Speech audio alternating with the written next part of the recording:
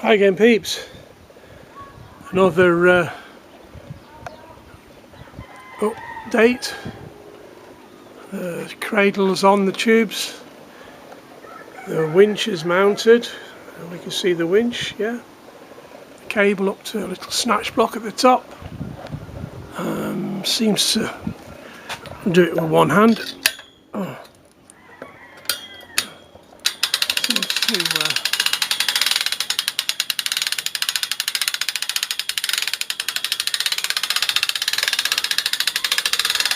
go up and down okay.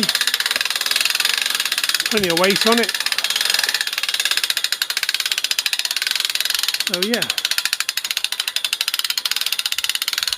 I've not put any bolts in the bottom yet to hold the legs in position, but the weight of it's holding it together anyway.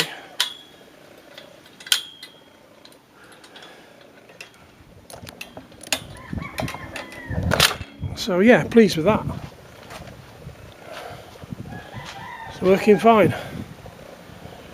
Do some painting tomorrow now. Get it all painted, build it back together again. Then get the motor and the gearbox mounted and the water swivel to sort out.